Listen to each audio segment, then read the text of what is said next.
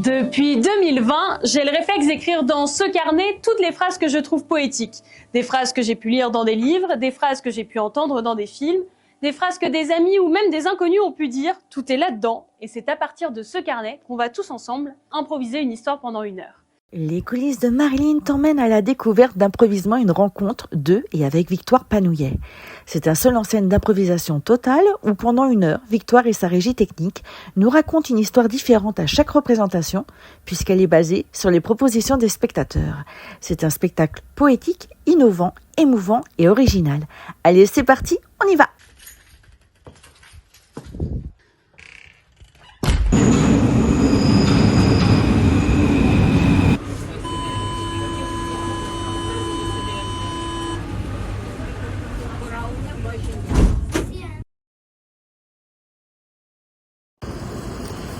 Bonjour Victoire. Bonjour. C'est les coulisses de Marilyn.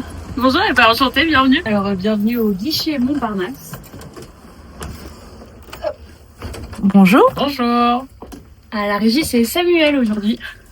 Et souvent, ils sont deux, il y a Julie qui arrive dans pas très longtemps. C'est ça, aujourd'hui, pour le moment, je suis seul. Théâtre de 50 places avec ces magnifiques bancs rouges.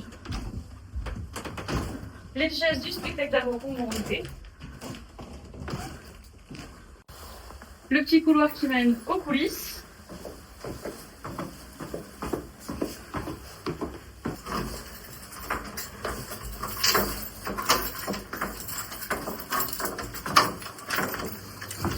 Hop, une petite clé magique qui permet d'ouvrir. Et ça, c'est les loges. Là. Alors c'est là que tu te mets pour te préparer. Tout à fait. Je m'installe avec mon gros sac à dos. Je me maquille quand c'est pas encore fait et je m'habille. Je me prépare pour le spectacle. Et tu mets combien de temps pour te préparer? Il me faut 45 minutes. On arrive dès 16h et le spectacle, les spectateurs commencent à rentrer à 16h50. Pitch-nous un peu ton spectacle. Ce spectacle, il s'appelle Improvisement, une rencontre. C'est un seul en scène éphémère et poétique. Je raconte donc une histoire improvisée pendant 1 heure grâce aux propositions du public. C'est-à-dire? Qu'au départ, moi, je leur donne un carnet dans lequel il y a des citations que je note depuis 2020. Donc, il y a plus d'une centaine de phrases.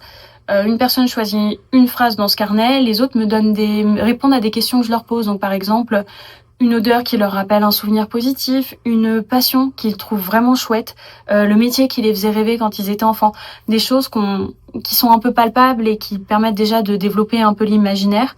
Je leur demande aussi des mots totalement aléatoires, comme ça je vois ce qui sort de leur inconscient, de leur première pensée. Et avec ces 2-3 mots plus cette phrase, j'improvise pendant 1 heure avec mes 2 régisseurs. Le moment où on t'a donné tous les mots, les situations, etc., les passions, et le moment où tu commences ton spectacle, tu enchaînes direct. Donc, est-ce que tu improvises tout au long du spectacle ou tu as déjà ton schéma dans ta tête un petit peu Non, c'est la particularité de ce solo, c'est que tout est réellement improvisé. Il n'y a pas de canevas en fait. D'une semaine à l'autre, c'est jamais la même histoire et c'est jamais les mêmes arcs narratifs. Ce qui fait que ça permet d'avoir réellement de l'improvisation et non pas un spectacle dans lequel juste je change 2-3 mots pour que concombre ça soit remplacé par fraise ou que l'odeur de jacinthe ça soit remplacé par l'odeur de rose ou ce genre de choses. Et c'est une volonté qu'on a de faire de la vraie impro et non pas de la soi-disant impro qui est canvaïsée derrière. Et c'est pour ça qu'on met l'entièreté des spectacles sur YouTube, c'est pour inviter les spectateurs à vérifier par eux-mêmes que c'est jamais la même histoire et que c'est jamais les mêmes trames narratives, parce que sinon, de notre point de vue à nous, du côté de la compagnie, c'est plus du tout de l'impro. Donc jusqu'à 5 dernières minutes, tu sais pas comment tu vas finir ton spectacle? En fait, ce qui se passe, c'est qu'en gros, le premier tiers, donc les 20 premières minutes du spectacle, je joue des personnages. Je les laisse vivre, je les laisse un peu me porter sur qu'est-ce qu'ils font, quelles sont leurs passions, qu'est-ce qu'ils ressentent, qu'est-ce qui se passe. Je me laisse surprendre un peu par moi-même. Je laisse en gros la partie inconsciente de mon cerveau un peu travailler. Et une fois passé ce premier tiers, là, je commence à me dire, ok, on a qui comme personnage, comment ils peuvent être reliés? Est-ce que quelqu'un est le père de quelqu'un? Est-ce que quelqu'un est le petit ami de quelqu'un? Est-ce que quelqu'un est l'ex de quelqu'un? Comment ils se relient? Est-ce que c'est la mère, le père, le frère, la famille, les collègues? Comment ils se relient ou comment ils se rencontrent pour avoir un impact sur les uns sur les autres? Et ça, je le réfléchis après le premier tiers du spectacle, où là, je continue à jouer, tout en me disant, ok, comment on fait une histoire qui est cohérente entre tout ça? Tout en étant concentré et en jouant en même temps. C'est ça. Bravo. Il y a des fois où tu as eu peur d'avoir un manque d'inspiration? Touche du bois, non, ça m'est pas encore arrivé en 4 ans, parce que quand bien même j'ai rien qui vient, je vais dans ces cas-là choisir une émotion ou une caractérisation de personnage. Je vais décider de, par exemple, faire un personnage qui est voûté ou un personnage qui est peut-être un petit peu comme ça, un peu vers l'avant. Et du coup, je vais voir ce qui va venir. Et par contre, mes régisseurs, que ça soit Julie, Samuel ou Adrien, ils le sentent quand ils se disent « Oh là, c'est un peu pauvre, elle nous raconte pas grand-chose ». Dans ces cas-là, ils vont mettre une musique pour que j'aille dans l'émotion, et cette émotion va m'amener à écrire ensuite l'histoire. Donc c'est un vrai travail d'équipe. Ouais, tout à fait. Moi, je fais pas le solo sans eux, même quand on fait des scènes ouvertes. À chaque fois, je demande à ce qu'il y ait au moins un de mes 2 régisseurs avec le régisseur de la salle où on fait la scène ouverte. Parce que même si je suis toute seule sur scène, ce spectacle, il n'existe pas sans eux. C'est un vrai trio, en fait, à chaque fois avec la régie. Combien de personnes ont travaillé sur ce spectacle? Il y a moi, il y a Adrien, il y a Samuel, il y a Julie à la régie, à la communication, il y a Eleonore et il y a Abigail. Et on a notre président de compagnie Clément, on est donc 7. Oui, parce que c'est une compagnie aussi. Oui, tout à fait. On s'appelle la compagnie Inkipit et donc on est 7 à faire vivre ce spectacle et d'autres spectacles aussi, mais le solo est notre gros bébé. Combien de temps tu as mis pour créer ton spectacle? Ça fait 4 ans qu'on le joue. Il y a 4 ans, en fait, je me suis dit, viens, je prends une date dans un café-théâtre, qui s'appelle l'Improvibar, et je vais tenter de faire un solo improvisé pendant 1 heure, mais en refusant de faire du stand-up. C'est-à-dire, je veux pas faire rire toutes les 10 secondes, je veux émouvoir et raconter une belle histoire pendant 1 heure. Je me suis dit, je vais prendre une date à l'Improvibar, on verra bien ce qui se passe. Il y avait Samuel et il y avait Adrien à la régie, et en fait, on s'est rendu compte tous les 3 qu'on adorait cet espace de liberté, où la régie avait toute sa place et où moi sur scène j'étais aidée par la régie et non pas par des comédiens, aidée et embêtée par moments pour me faire avancer dans mes histoires. Et je me suis dit c'est trop chouette, et là nous ça fait du coup 4 ans qu'on le travaille, qu'on le retravaille, 2 ans qu'il est au théâtre, et en fait ça s'organise par moi qui fais des répétitions avec des comédiens pour bosser par exemple les émotions, la caractérisation de personnages, et moi qui fais des répétitions avec la régie pour qu'on puisse s'entendre, se comprendre et bosser cette écoute entre moi et eux. Pourquoi l'impro? Parce que je trouve que c'est un médium qui permet plus de spontanéité que le théâtre, et de jouer des émotions qui sont beaucoup plus proches de nous que ne le fait le théâtre, puisque en théâtre on construit des personnages, on crée des émotions. En impro on les ressent vraiment, et je trouve que ça crée une connexion qui est beaucoup plus forte avec le public que ne peut le permettre le théâtre. Et comment t'es arrivée à l'impro? Moi au départ j'étais très très timide et je voulais absolument être journaliste, donc j'allais interviewer des humoristes, et un jour il y a un humoriste qui m'a dit, qui s'appelle Nicolas Campagne, qui m'a dit Victoire, tu devrais aller faire de l'impro, tu vas voir, ça va t'aider à être beaucoup moins timide. Et en même temps je commençais à avoir des matchs d'impro avec Arnaud de Samer, c'était l'époque d'On ne demande qu'à en rire, donc Arnaud de Samer était mon idole, et je me suis dit ok, on va essayer les cours d'impro. Et en fait en me mettant à l'improvisation théâtrale, je me suis rendu compte que j'adorais ça, et là ça fait 3-4 ans que c'est devenu bien plus qu'un loisir et un métier maintenant à part entière. Alors Victoire, là on va faire quoi? Et là on va remonter en haut parce que le spectacle va bientôt commencer, donc moi j'ai besoin de m'échauffer. On y va, on te suit.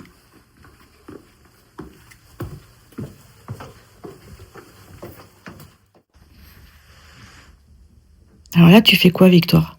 En fait, j'écoute de la musique pour essayer de me concentrer avant le spectacle, et je commence toujours par des étirements. Là, j'étire ma colonne vertébrale, par exemple, pour pouvoir mieux ouvrir mon diaphragme et mieux projeter ma voix. J'ai aussi des exercices de respiration. Et après, c'est plutôt de la mise en énergie avec des jumping jacks, le fait de courir, histoire de faire travailler un petit peu le cardio. Et de réveiller un peu le corps pour que je sois un peu plus focus et alerte au moment où le spectacle commence. Et combien de temps ça prend tout ça? Entre 15 et 20 minutes. Grosso modo, j'écoute entre 4 et 5 chansons. Quel type de chansons? Alors respiration et étirement, on est sur des choses plutôt calmes qui sortent notamment de la bande originale de la pièce de théâtre Harry Potter. Et après, sur tout ce qui est un peu plus échauffement physique, je vais un peu plus vers du rock. J'écoute du Linkin Park, du One Ok Rock et des theme songs de catcheurs, parce qu'ils ont des musiques très fortes qui permettent d'avoir confiance en soi. Et moi, quand je joue le spectacle, il faut que je sois la meilleure version de moi-même, donc j'ai pas le droit d'avoir du doute au moment où je commence. Donc écouter ces chansons très très fortes et où les gens sont très sûrs d'eux me permet d'être un peu dans le même état d'esprit qu'eux avant qu'ils rentrent sur un ring de catch. Très bien, écoute, je te laisse te préparer. Merci. Bonjour, qui es-tu? Bonjour, donc je suis Éléonore, trésorière de la compagnie Inkipit, et aussi en aide sur la communication. Donc je filme les spectacles. J'ai aussi aidé à préparer les citations qui sont projetées pour le spectacle. Voilà. Alors parle-nous-en justement des citations qui sont projetées pendant le spectacle. C'est les citations qui sont là. Attention. Oui, c'est une... Hop. Tout à fait. C'est une nouveauté de cette saison. Donc ces citations sont une idée qui est venue de la compagnie. En fait, ils étaient déjà, pour certains, dans le livre de Victoire qu'elle distribue au tout début du spectacle au public pour choisir une phrase qui puisse l'inspirer. On a enrichi ces citations en projetant d'autres spécifiquement pour les débuts du spectacle, et ça met un petit peu dans le thème, dans l'ambiance de l'univers poétique dans lequel Victoire souhaite inviter son public.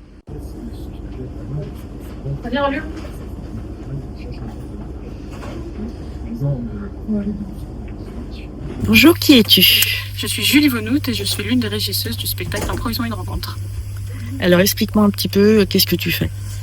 Dans le spectacle, je vais faire toute la partie régie, donc je vais planifier les lumières et faire toute la recherche de son pour le spectacle. On utilise des musiques libres de droit, donc il y a toute une recherche de musique qui correspondent aux émotions qu'on veut faire parvenir à Victoire sur scène, et aussi qu'on veut lui faire ressentir et mettre le public dans l'ambiance. Donc il y a tout ce travail-là de recherche avant.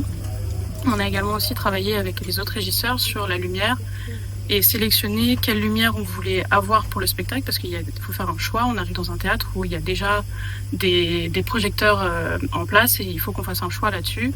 Un choix pour avoir en fait le maximum de possibilités, parce qu'on improvise vraiment sur le moment, et on va mettre... on va utiliser les lumières comme bon nous semble au moment adéquat pendant le spectacle. T'es arrivée sur ce projet? En traînant à l'Improvibar, j'ai rencontré Victoire et j'ai beaucoup fait de régie avant d'arriver dans ce projet.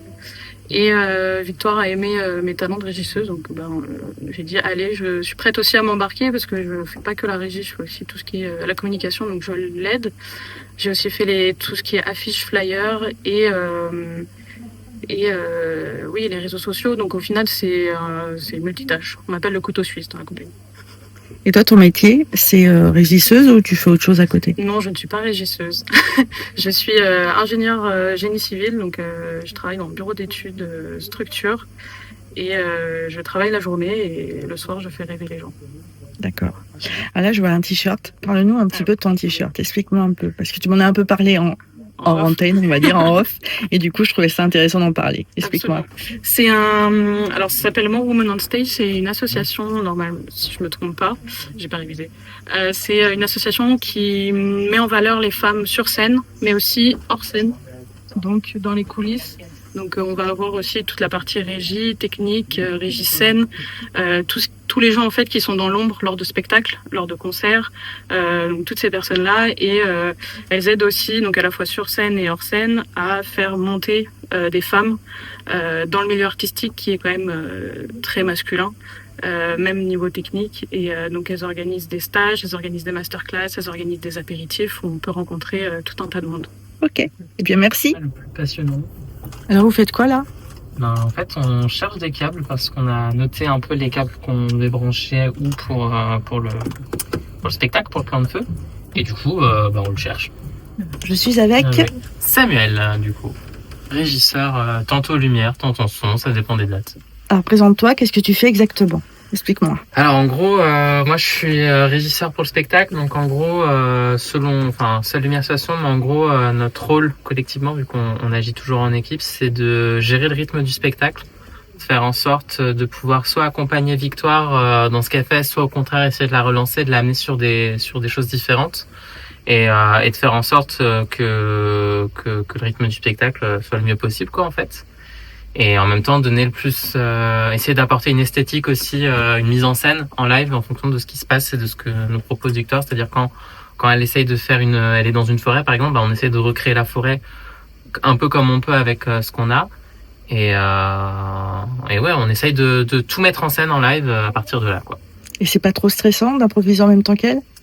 Ça l'était beaucoup au début, en vrai de vrai, parce que c'est vrai que c'est, moi, quand je faisais de la régie avant, c'était sur des spectacles avec plus de monde sur scène. Donc, quand j'ai commencé à faire vraiment pour seule en scène, donc pour elle toute seule, t'avais un peu ce truc stressant parce qu'elle était sans filet, mais aussi moi aussi, du coup. Donc, il y avait un peu ce truc dont on est tous les deux, genre, comme ça dans le vide et on doit se démerder avec ça. Mais là, avec le temps, en fait, à force de travailler et tout, on a une vraie synergie, une vraie entente aussi, c'est-à-dire on comprend là où on va les uns avec les autres. Et du coup, moi je trouve plus ça autant stressant qu'avant parce que y a ce truc de je sais qu'on va arriver à communiquer et on a notre langage et ça fonctionne bien, quoi. Et à côté, tu fais quelque chose d'autre? Tu travailles sur d'autres spectacles? Je travaille sur quelques autres spectacles d'impro quand je peux et puis après dans des théâtres de temps en temps, quoi. Eh bien, je te remercie. Mais de rien. Victoire a fini son échauffement, dernière petite répétition et petit rituel avant l'entrée du public. Depuis 2020, j'ai le réflexe d'écrire dans ce carnet toutes les phrases que je trouve poétiques. Des phrases que j'ai pu entendre dans des films, des phrases... On n'a pas le temps. C'est moi qui commence. Vas-y. Alors, 2 mots. Je nous souhaite un super spectacle, comme la dernière fois, qu'on fasse tout au top, une belle histoire. 3 Je nous souhaite de s'amuser, de s'éclater. On a du monde, donc on va avoir très chaud. Le fait de faire des trucs trop marrants, d'être malicieux, d'être imaginatif et joyeux. Je nous souhaite de nous amuser et je vous souhaite de me mettre des bâtons dans les roues. Genre, amusez-vous, toi, fais-moi des noirs courts. Je veux des scènes ultra méga courtes, d'autres. Et surtout, étire les silences autant que tu le souhaites. J'ai confiance en toi. Et toi, je sais que t'as prévu des bruitages, il y en avait déjà sur Rouen. Remets des crapauds, remets les bruitages que tu veux. Et Léa, fais-nous des plans magnifiques. Et je vous aime, et vraiment, sincèrement, j'ai confiance en vous. Allez, c'est parti.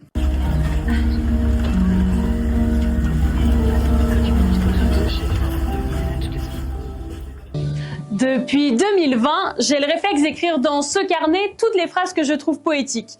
Et c'est à partir de ce carnet qu'on va tous ensemble improviser une histoire pendant 1 heure. Est-ce qu'il y a un volontaire dans la salle? Waouh, personne, je te jure, le carnet, il te mange pas et c'est toi qui donne le... Hop là, tiens. Pendant que madame est en train de chercher dans le carnet, tu vas avoir quelque chose comme 5 petites minutes. Bonjour à tous et bienvenue... T'as pas assez de lumière? Et bienvenue à cette spectatrice sur scène.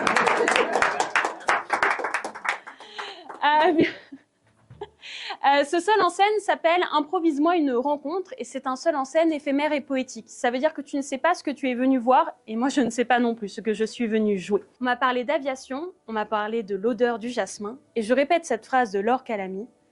Laissez-nous assouvir notre soif de sens ou de non-sens. Laissez-nous exulter devant les œuvres d'art. Laissez-nous nous exiler dans nos imaginaires. Laissez-nous entendre ce qui fait de nous des êtres humains. Aviation, jasmin, eh bien voyons voir ce que ça m'inspire. Bon spectacle à vous.